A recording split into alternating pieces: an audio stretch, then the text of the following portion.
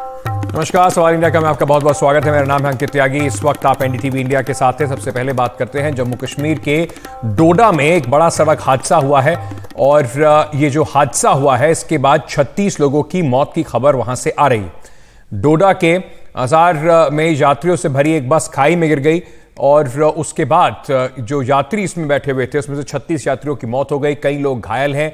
मौके पर राहत और बचाव का कार्य जो है वो अभी इस वक्त किया जा रहा है। तो ये एक बड़ी दुर्घटना जम्मू कश्मीर से आ रही है जहां पर खबर मेरे सहयोगी नजीर मसूदी इस वक्त हमारे साथ जुड़ रहे हैं। नजीर, किस वक्त ये घटना हुई और अभी क्या हालात है?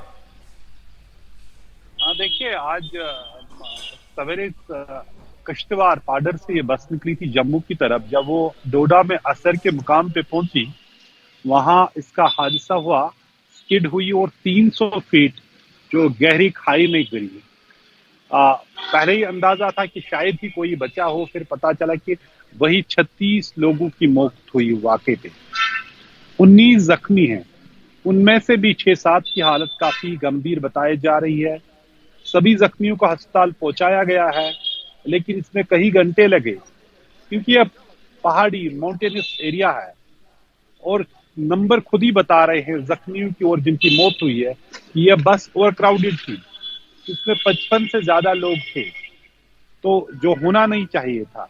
लेकिन अक्सर इन जगहों पे, खासतौर पे चिनाब वैली और पीर पंजाल, यहाँ के जो है डेडली रोड्स हैं, अक्सर एक्सीडेंट्स होते हैं। लेकिन यह सबसे बड़ा भयानक हादसा है जिसमें 36 लोगों की जानें चली गई हैं। प्रधानमंत्री ने इस हादसे पे दुख का इजहार किया है और जो मरने वाले उनके लवाहिकीन के लिए 2 लाख रुपया का एक्सग्रेशिया का ऐलान किया है। जख्मियों को 50,000 रुपये के असिस्टेंस दी जा रही है। लेकिन पहली ये प्रायोरिटी इस वक्त के जख्मियों को इस तरह बेहतर इलाज दिया जाए। कुछ जख्मियों को हेलीकॉप्टर के जरिए जम्मू ले जाया जा रहा है। कुल मिला के इस साल पिछले 8 महीनों में 4,000 से ज्यादा एक्सीडेंट जम्मू कश्मीर में हुई है। 500 से ज्यादा उससे लोग मारे गए हैं।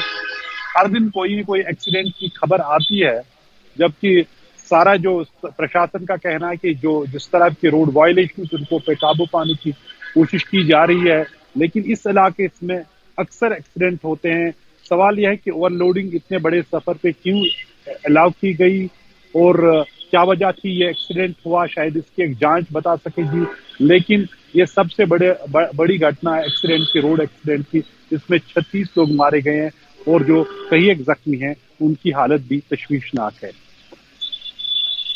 नजीर, जैसे आपने बताया कि अभी जांच होगी और उसके बाद चलेगा पता कि क्यों और किस वजह से ये एक्सीडेंट हुआ है। लेकिन आप ये भी बता रहे हैं कि अक्सर यहाँ पर इस तरह के हादसे होते रहते हैं, इस तरह की खबरें आती रहती हैं। तो उसको देखते हुए क्या सड़कों को सुरक्षित करने के लिए कोई अभियान, कोई इस तरह का मुहिम चलाई गई है जिससे कि कम से कम लोगों की जान को बचाया जा सके?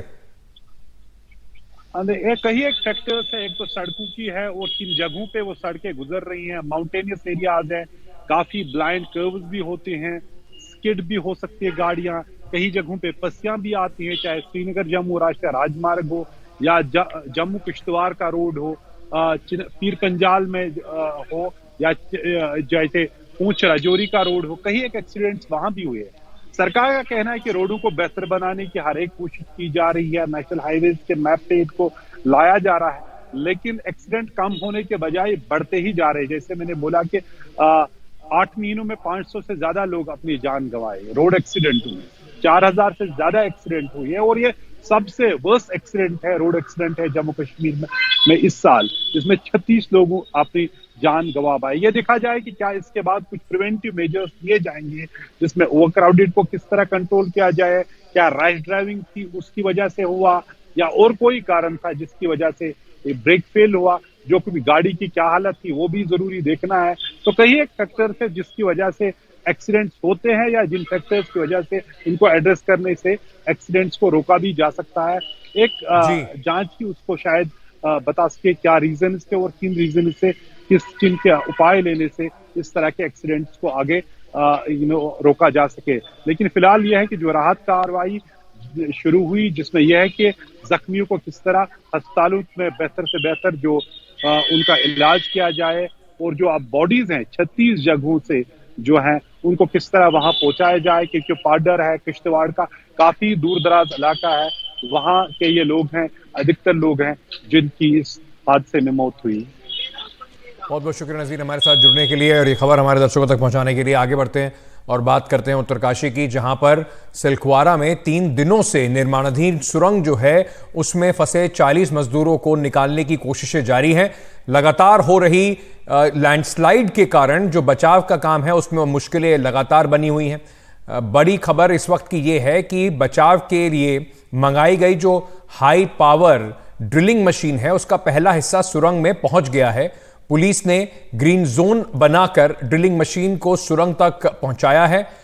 इसके साथ साथ आपको यह भी बता दें कि वहां पर जो और मजदूर हैं, जो सुबह से जो फंसे मजदूर हैं, उनके जो साथी मजदूर हैं, उन्होंने घटनास्थल पर सिलखवारा में जमकर हंगामा किया और उन्हें पुलिस के बैरिकेड तोड़कर आगे बढ़ने की कोशिश की और बचाव काम का तेजी नहीं हो रही है इसका उन्होंने आरोप लगाया। और वक्त जो तेजी से बीत रहा है उसको लेकर वो अपने साथियों के लिए परेशान हैं। हालांकि सभी मजदूर अभी तक सुरक्षित बताए जा रहे हैं और बचाव दल के लोगों का साथ उनका संपर्क बना हुआ है। फंसे लोगों तक लगातार ऑक्सीजन, खाना पानी और दवाइयां पहुंचाई जा रही हैं।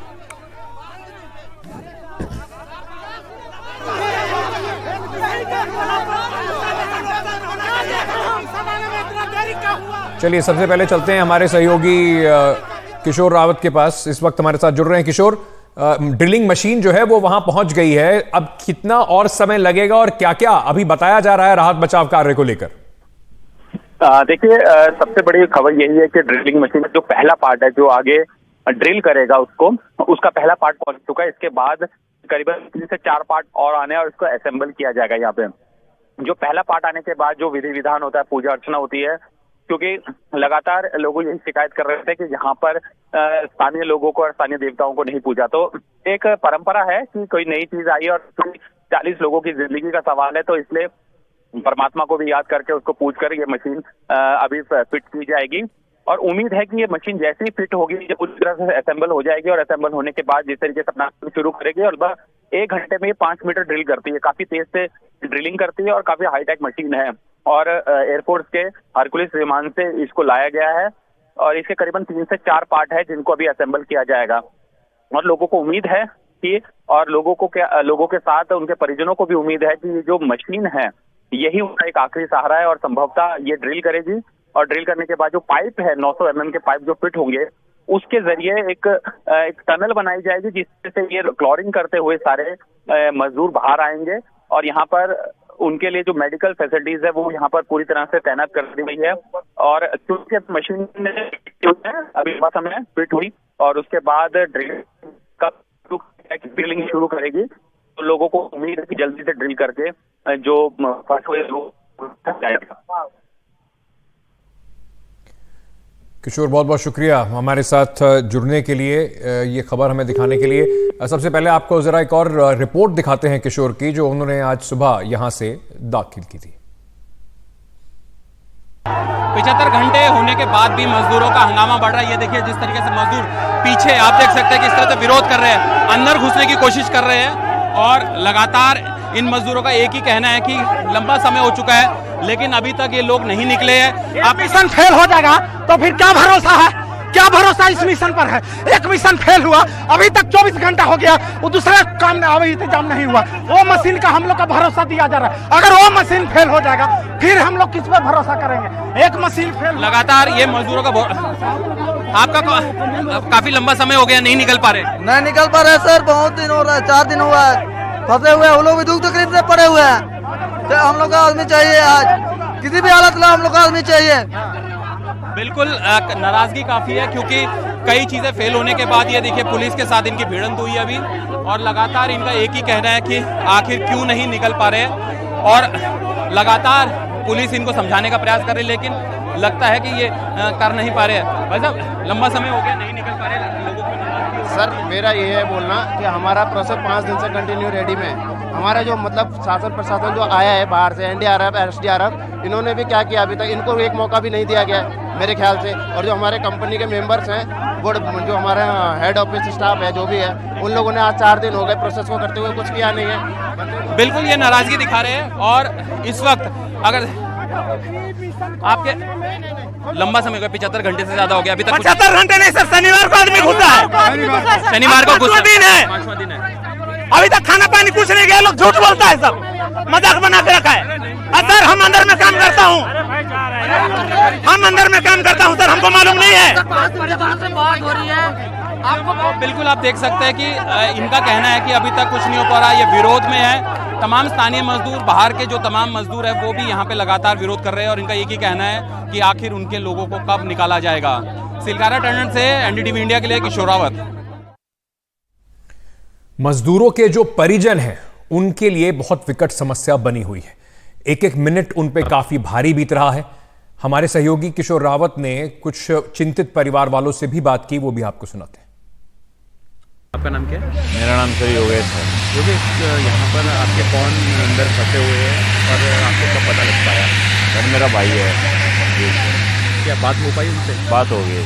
क्या वो बात सर वही है कि ठीक है, क्या मतलब उनका सांस वगैरह तो नहीं फूल रही है, बाकी सर बोला सब ठीक है। अच्छा, उन्होंने क्या बातचीत में बोला कि कुछ बात करी, उन्होंने क्या बोला? पूरी बात मुझे बताइए। सर मैंने सिर्फ उतना पूछा है कि उनको कोई दिक्कत में, जैसे दम घुटना हो गया, सांस फूलना हो गया, वैसा तो कुछ नहीं हो रहा। बोले नहीं वैसा कुछ नहीं हो रहा। मैं क्या, हिम्मत रखो, हम जल्दी कर रहे हैं, यहाँ से जितनी जल्दी हो रही है उतना कर रहे हैं। आप कहाँ से आए? मैं हिमाचल से आया सर। अच्छा, एक चीज़ बताना कि लंबा समय हो गया, अब आप सर टेंशन तो है, लंबा समय तो हो गया, टेंशन है सर। बंदा कितना हिम्मत रखेगा अंदर। जी सर। क्या उम्मीद लग रही है आपको? उम्मीद तो सर अब उठती जा रही है, क्योंकि अब देख लो मशीनें आ रही है, जो भी आ रहा हो फेल ही हो रहा है। अब एक आ रही है, उसका पता नहीं सर वो क्या है। जी सर। आपका नाम क्या है? तीरथ सिंह नेगी। अच्छा, एक चीज़ बताइए, क्योंकि अब समय भी गुजर जाता है, आपको लग रहा है कि समय ज़्यादा निकल रहा है और आपको परेशानी हो रही है, इंतज़ार ज़्यादा बढ़ता जा रहा है? नहीं देखो, हमें तो कोई, हमारे को तो एक ही ध्यान है कि वो जो बेचारे वहाँ फंसे हुए हैं वो बाहर आए। हमारे को कोई परेशानी, हमारा ध्यान उन्हीं पे है कि वो सुरक्षित बाहर आए। मेरा भाई सुपरवाइजर वो बोला कि मेरे लेबर पहले बाहर आएंगे तब मैं बाहर आऊँगा। अभी भी हम भगवान से यही प्रार्थना कर रहे हैं कि सब राजी खुशी बाहर आए।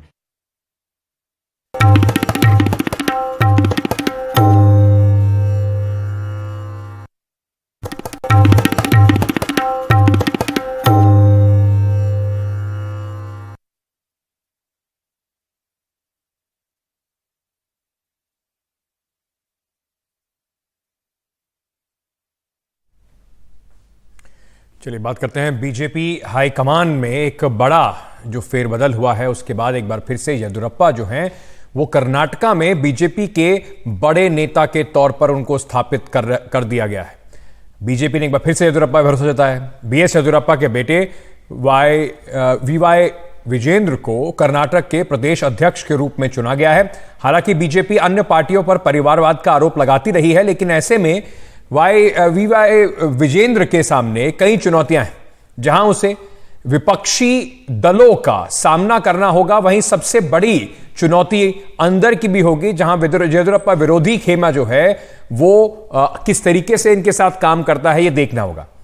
वीवाई विजेंद्र जो हैं वो आज औपचारिक रूप से पार्टी के प्रदेश अध्यक्ष के तौर पर अपना पदभार संभाल रहे हैं। आपको बता दें कि पिछली बार जो चुनाव था उसमें भारतीय जनता पार्टी हारी थी। कई बार कहा गया कि येदियुरप्पा को एक तरफ करने का जो नतीजा है उसका भी एक बहुत बड़ा कारण ये हार रही। लेकिन अब जब दोबारा से येदियुरप्पा उनके बेटे के तौर पर येदियुरप्पा को एक बड़ा मौका दोबारा मिला है, अब बीजेपी किस तरीके से आगे बढ़ती है 2024 के चुनाव से पहले, ये एक बड़ी खबर होगी। He is working day and night and he is capable of building up the party, and our aim is to get all the 28 Lok Sabha seats next election. For that we are going to start our preparation, and Vijayendra will tour with the state and all are appreciating that he become the president of the party. That will help to the party. I will congratulate Narendra Modi ji, Amit Shah ji, Rajnath Singh ji, and also our All India President, that yes, they have taken this appropriate decision. People are very happy. मेरे सहयोगी निहाल किदवई ने इस पूरे घटनाक्रम पर एक report भेजी, आपको वो दिखाते हैं। बीजेपी के सत्तावन लिंगायत नेता बीएस येदियुरप्पा के बेटे बीवाई विजेंद्रा के राजकोषी की तैयारी। यहाँ पे बीजेपी मुख्यालय के बाहर काफी शोर शराबा है। सांस्कृतिक नृत्य का भी यहाँ पर आयोजन किया गया है। बीजेपी के वरिष्ठ नेता यहाँ मौजूद हैं और साथ ही साथ ढोल नगाड़े बाजे सब दिख रहे हैं। यहाँ पे काफी अरसे बाद बीजेपी मुख्यालय पे इतनी ज्यादा चहल पहल देखने को मिल रही है। नहीं तो पिछले 2.5-3 सालों से इस तरह का शोर शराबा बीजेपी मुख्यालय के बाहर यहाँ नहीं दिखा था। 2019 में लोकसभा चुनावों के बाद जब बीजेपी ने 28 में से 25 सीटें जीती थी, तब यहाँ पर इस तरह का माहौल था और उसके बाद पहली बार इतना ज्यादा यहाँ पर हलचल दिख रहा है बीजेपी मुख्यालय के सामने। ये साबित करता है कि येदियुरप्पा की जो पकड़ है पार्टी पर वो कितनी मजबूत है और बीजेपी आलाकमान ने भी एक बार फिर येदियुरप्पा पर भरोसा जताया है। उनके 47 साल के बेटे बीवाई विजेंद्रा को पार्टी का प्रदेश अध्यक्ष बनाया गया है। एक बड़ी चुनौती है विजेंद्रा के सामने उन नेताओं को साथ लेकर चलने की जो शुरू से येदियुरप्पा का विरोध करते रहे हैं। विरोधी खेमे के नेता हैं जैसे ईश्वरप्पा, यत्नाल, वीएल संतोष, सीटी रवि, कमोबेश आप कह सकते हैं बसपा धमई। अगर बीवाई विजेंद्रा इन सबको अपने साथ ले लेते हैं, सबको साथ लेकर चलते हैं तो ये बहुत बड़ी बात होगी। यहाँ पर देख रहे हैं पीसी मोहन साहब हैं जो कि एमपी है। Sir, what do you think? Sir, what do you think? How it is going to be about Vijendra? About Vijendra, what is your take? Today, I thank my national leaders and especially our President J.P. Nadda ji for appointing Vijendra as the state president. Our Karyakartas are in a very jubilant mood.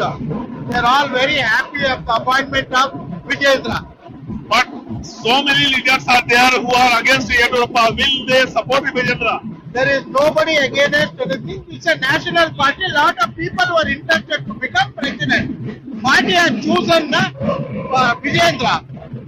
Thank you very much. तो ये है PC Mohan साहब जो कि Bengaluru central से सांसद है। तो यहाँ पर तैयारी बिल्कुल अपने अंतिम रूप में पहुंच चुकी है और थोड़ी देर बाद विजेंद्रा यहाँ पर आएंगे और फिर उनकी राजकोषी एक फॉर्मल चार्ज लेंगे स्टेट बीजेपी प्रेसिडेंट के तौर पर। बेंगलुरु से कैमरामैन कुमार के साथ निहाल सिंधई, एनडीटीवी इंडिया। जनजातीय गौरव दिवस के मौके पर आज प्रधानमंत्री नरेंद्र मोदी रांची में हैं। आज सुबह उन्होंने रांची के बिरसा मुंडा मेमोरियल पार्क पहुंचकर बिरसा मुंडा को श्रद्धांजलि दी। इसके बाद प्रधानमंत्री नरेंद्र मोदी बिरसा मुंडा गांव भी गए और वहां पर उन्होंने इस दौरान प्रधानमंत्री ने एक रैली को भी संबोधित किया। प्रधानमंत्री मोदी ने कहा कि सोच बदली तो परिणाम भी बदले हैं। भारत को अगले 25 साल में विकसित देश बनने का लक्ष्य है। उन्होंने ये भी कहा कि उनकी सरकार ने वंचितों के लिए काफी मेहनत की है, काफी काम किए हैं। इस मौके पर प्रधानमंत्री मोदी विशेष रूप से कमजोर जनजातीय समूहों के विकास के उद्देश्य से 24,000 करोड़ रुपए की परियोजनाओं का उन्होंने वहां पर शुभारंभ भी किया। बहुत कुछ किया है, उनके योगदान की चर्चा होनी चाहिए। अटल जी के प्रयास से ही इस राज्य का गठन हुआ था। देश को विशेषकर झारखंड को अभी 50,000 करोड़ रुपए की अलग अलग योजनाओं का उपहार मिला है। आज झारखंड में रेलवे इंफ्रास्ट्रक्चर और कनेक्टिविटी के विस्तार के तहत कई रेल परियोजनाओं को शुरू किया गया है। आपको ये जानकर खुशी होगी कि झारखंड भी देश के 100% इलेक्ट्रिफाइड रेल रूट वाला राज्य बन गया है। आज का दिन सौभाग्य से भरा हुआ है। मैं कुछ देर पहले ही भगवान बिरसा मुंडा की जन्मस्थली उलीहातू से लौटा हूं। उनके परिजनों से भी बड़ी सुखद मुलाकात हुई है और उस पवित्र माटी को माथे पर चढ़ाने का एक परम सौभाग्य मुझे मिला है।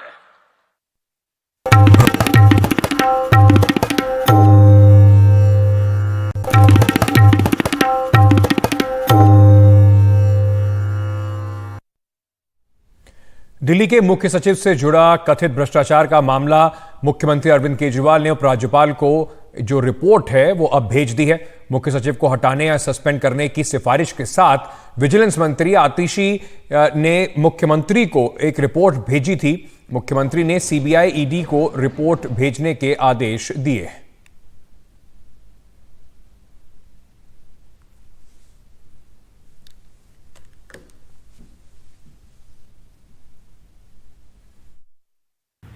मैं दिल्ली के द्वारका इलाके में हूं और ये द्वारका एक्सप्रेसवे के निर्माण का काम चल रहा है। बहुत जोरों से निर्माण का काम चल रहा है। करीब 10,000 करोड़ की लागत से ये एक्सप्रेसवे बन रहा है। ये एक्सप्रेसवे बन जाने से दिल्ली गुरुग्राम का जो नेशनल हाईवे 8 है उस पर लोड कम हो जाएगा, क्योंकि जो पश्चिमी दिल्ली से या हरियाणा की तरफ से ट्रैफिक आता है जिसको मानेसर की तरफ जाना होता है, वो ये एक्सप्रेसवे बन जाने के बाद में उसको NH8 पर नेशनल हाईवे 8 पर जाने की जरूरत नहीं पड़ेगी। वो बाहर से बाहर ही इस रूट के जरिए निकल जाएगा। लेकिन आज मैं इस द्वारका एक्सप्रेसवे की महानता बताने के लिए नहीं आया हूं, बल्कि ये बताने आया हूं कि ये द्वारका एक्सप्रेसवे का काम चल रहा है और ये सामने बामनोली गांव है जहां पर 19 एकड़ की जमीन के अधिग्रहण को लेकर दिल्ली के मुख्य सचिव नरेश कुमार पर आरोप लग रहे हैं। और इस मामले में जो दिल्ली की विजिलेंस मंत्री आतिशी ने मुख्यमंत्री अरविंद केजरीवाल को रिपोर्ट सौंपी थी, उसको मुख्यमंत्री अरविंद केजरीवाल ने दिल्ली के उपराज्यपाल को भेज दिया है और यह कहा है कि मुख्य सचिव को तुरंत उनके पद से हटाया जाए और निलंबित किया जाए।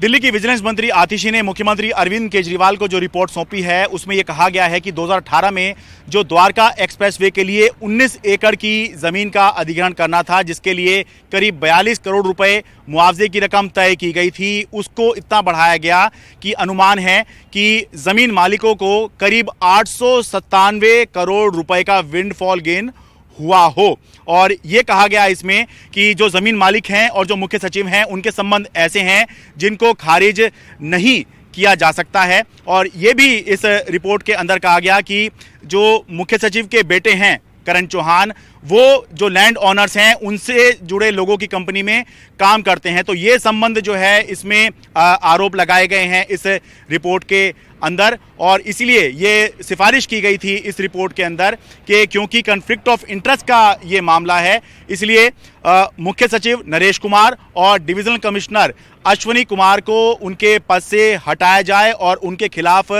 डिसिप्लिनरी एक्शन यानी कि अनुशासनात्मक कार्रवाई की जानी चाहिए। जमीन अधिग्रहण में यह कथित भ्रष्टाचार का मामला खुला कहां से? ये खुला मई के महीने में, जब केंद्रीय मंत्री नितिन गडकरी और दिल्ली के उपराज्यपाल विनय कुमार सक्सेना द्वारका एक्सप्रेसवे के इंस्पेक्शन के लिए आए। तो यहां पर इंस्पेक्शन के दौरान जो national highway authority of India limited के अधिकारी हैं, उन्होंने नितिन गडकरी से सामने ही ये शिकायत की कि अगर इस तरह से मुआवजा बढ़ाया जाएगा तो हमारा सारा पैसा तो मुआवजा देने में ही चला जाएगा, हम सड़क कैसे बनाएंगे।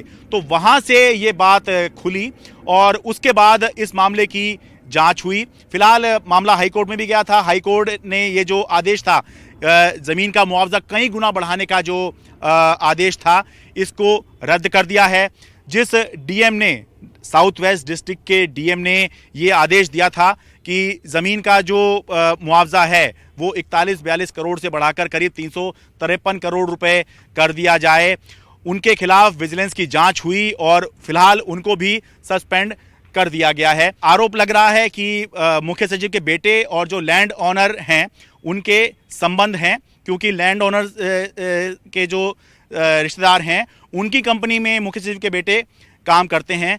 तो इसको लेकर अभी तक रिपोर्ट में ये कहा गया है कि ऐसे संबंध हैं जिनको खारिज नहीं किया जा सकता, और ना ही मुख्य सचिव ने इन संबंधों को खारिज किया है, ना ही डिविजनल कमिश्नर ने इन संबंधों को खारिज किया है। और ऐसा नहीं कहा है कि कोई संबंध, उनका ये कहना है, जब डिविजनल कमिश्नर सामने आए थे तो उनका ये कहना है कि लैंड ओनर की कंपनी में काम नहीं करते हैं, बल्कि उनसे जुड़े जो लोग हैं उनके यहाँ काम करते हैं। ऐसे तो कोई ना कोई कहीं काम करता ही है, समाज में ऐसा ही होता है, ये उनका कहना है।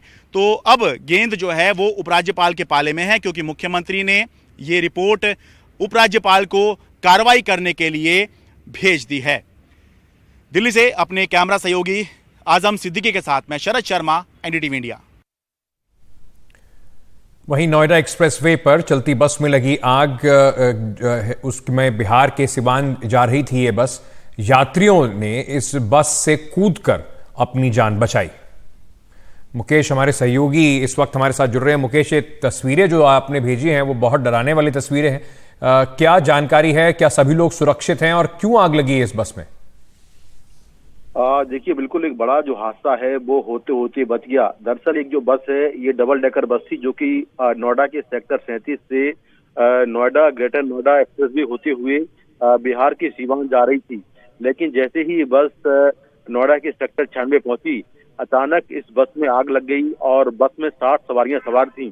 कई लोग बस के अंदर से कूद गए और राहत की बात ये रही कि जब तक आग फैलती सभी लोग या तो खुद निकल आए या फिर उनको बाहर निकाल लिया गया।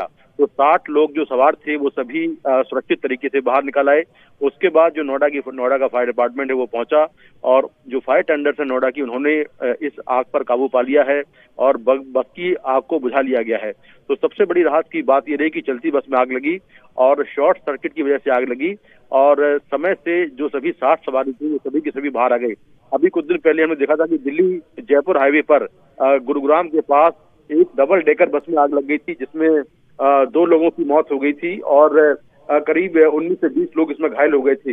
लेकिन इस बार जो हादसा हुआ उसमें राहत की बात यही रही कि जो समय रहते सभी लोग बाहर निकल आए और फिलहाल जो नोएडा पुलिस है वो उस पूरे घटना की जांच कर रही है। बहुत बहुत शुक्रिया मुकेश हमारे साथ जुड़ने के लिए।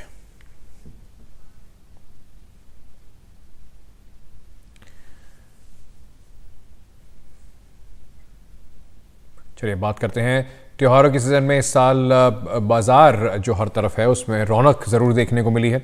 माहौल का असर इस तरह का है कि गाड़ियों की बिक्री में भी जबरदस्त तेजी आई है। दिख रहा है कि ये जो society of Indian automobile manufacturer हैं उनके मुताबिक अक्टूबर 2023 में पैसेंजर गाड़ियां और 3 व्हीलर्स की बिक्री अब तक के सबसे ऊंचे रिकॉर्ड स्तर पर पहुंच गई है। दोपहिया गाड़ियां की भी बिक्री अच्छी खासी बढ़ोतरी उसमें भी देखने को मिली है। हमारे सहयोगी हिमांशु शेखर की ये रिपोर्ट।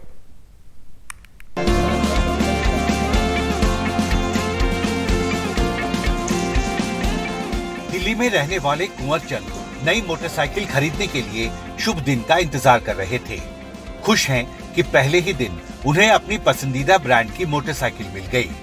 धनतेरस पे लेनी थी, एक्चुअल हम ड्यूटी पर्पस से कहीं बाहर फंसे हुए थे, हम उस टाइम आ नहीं पाए, जिसकी वजह से हम आज उठा रहे हैं, इसको परचेज कर रहे हैं। जी, पर आप इंतजार कर रहे थे त्योहारों के सीजन का बाइक खरीदने की? जी, धनतेरस का और इसका दिवाली फेस्टिवल का वेट कर रहे थे हम। तो कोरोना काल चल ही रहा था, फिर ये त्यौहार आ गया। त्यौहार के मौसम में हर आदमी के अंदर उत्साह होता, मैं कुछ ना कुछ खरीदूं और लूं।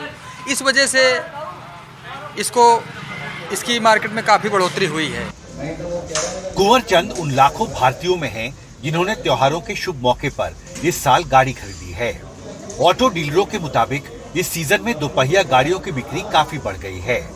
अक्टूबर 2023 में देश में कुल 18,96,000 दोपहिया गाड़ियां बिकी, जो अक्टूबर 2022 की तुलना में 20.1% ज्यादा है। इकोनॉमिक सेंटिमेंट्स अच्छे हैं, लोगों को अच्छी बारिश की बार अच्छी हुई है, तो उसके कारण से अच्छे रूरल एरिया में भी अच्छे पैसे लोगों को आए हैं। दूसरा ये है कि हर कंपनी ने बड़ी अच्छी स्कीम्स दी हैं। अब की बात फेस्टिवल सीजन के टाइम में लो इंटरेस्ट पे लोगों को फैसिलिटीज़ दी हैं। दूसरा फिर लो डाउन पेमेंट पे भी वो दिया है, बहुत सारी चीज़ें दी हैं, बहुत सारी गिफ्ट्स भी साथ में। हर कंपनी ने गिफ्ट्स दी हैं, तो उसके कारण से लोग जो रुके हुए थे ना, तो वो अब कोरोना के बाद अब खुल के आए हैं। दरअसल दोपहिया गाड़ियों के मुकाबले पैसेंजर गाड़ियों और 3 व्हीलर्स की बिक्री में और ज्यादा बढ़ोतरी दर्ज हुई है। अक्टूबर 2023 में इन दोनों सेगमेंट की गाड़ियों में रिकॉर्ड बिक्री देखी गई।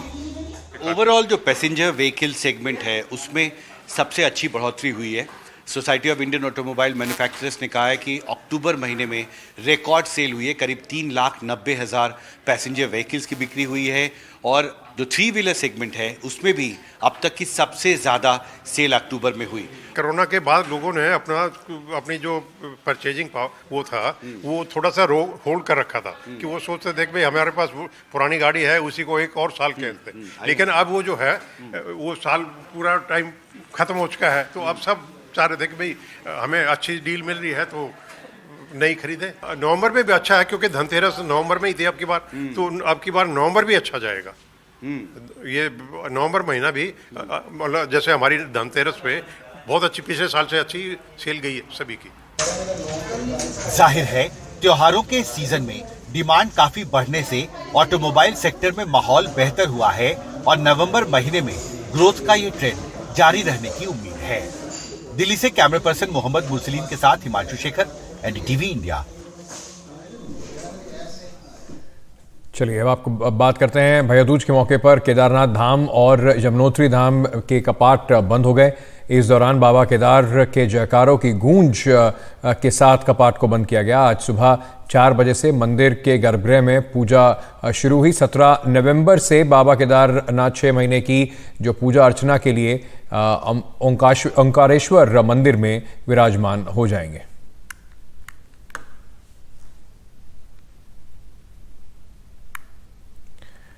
छोटा सा ब्रेक ले रहे हैं, उसके बाद भारत और न्यूजीलैंड का मैच भी चल रहा है। सेमीफाइनल मैच है और भारत की जबरदस्त बैटिंग वहां चल रही है, उसके भी जरा आपके लिए अपडेट लेकर आएंगे। बने रहिए मेरे साथ।